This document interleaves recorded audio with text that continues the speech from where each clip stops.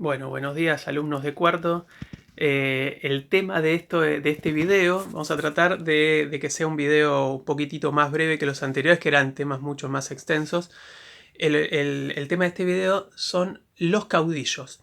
Probablemente el año pasado han tratado el tema de los caudillos, pero vamos a hablar un poquito de qué fueron los caudillos en nuestro país. La situación es así. A partir de 1806, cuando acá ocurren las invasiones inglesas, hasta 1810, son años bastante convulsionados, y entre 1810 y 1820 se van a ir formando sucesivas formas de gobierno: primera junta, junta grande, triunviratos, directorios.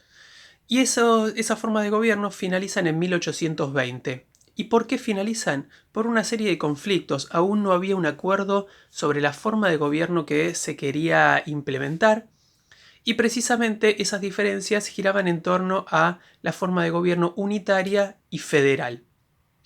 Vamos a ver que a partir de 1820, al disolverse el directorio tras la batalla de Cepeda, ocurría el 1 de febrero de ese año, que obviamente se generó tras el triunfo de las tropas federales, vamos a ver que no se formó un gobierno federal nacional, sino que se formó una etapa en la que cada provincia comenzó a autogobernarse como si fuera un pequeño estado autónomo. No sé si tal vez lo recuerdan de lo que vieron en segundo año, como si fuera una especie de poli griega, pero precisamente cada provincia tenía su propio gobierno, pero no le tenía que rendir cuentas a un gobierno nacional.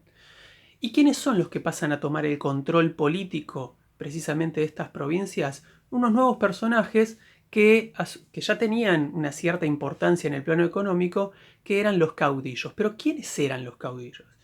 Los caudillos eran sobre todo personajes que eran grandes terratenientes, que tenían conocimientos militares, pero por sobre todas las cosas tenían un enorme ejército de personas que los seguían.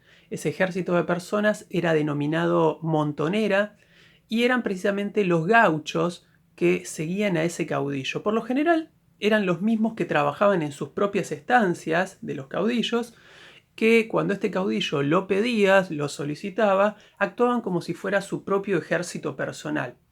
Hubo algunos caudillos que llegaron a marcar una gran diferencia, llegaron a entrenar mucho a estas tropas. En algunos casos no, en algunas provincias mucho más pobres del interior eran tropas mucho más desorganizadas, pero por ejemplo el caudillo más importante, el que seguro todos recuerdan, es Juan Manuel de Rosas, un gran estanciero y terrateniente con mucho conocimiento militar, porque había formado parte de las guerras por la independencia, que precisamente tenía esa enorme montonera denominado los Colorados del Monte. Ese era el nombre que tenía su ejército, y le había brindado a ese ejército de gauchos una gran instrucción militar. Entonces era un ejército bastante preparado, bastante formado, y por supuesto eso le sirvió a Rosas para consolidarse en el poder durante todos esos años. Los años de mayor importancia de los caudillos son entre 1820 y 1850, donde precisamente hubo algunos intentos de formar una unificación del país, como por ejemplo el de un gran estratega que fue José María Paz, un caudillo unitario, pero todos esos intentos fueron precisamente sofocados por Rosas y su gente.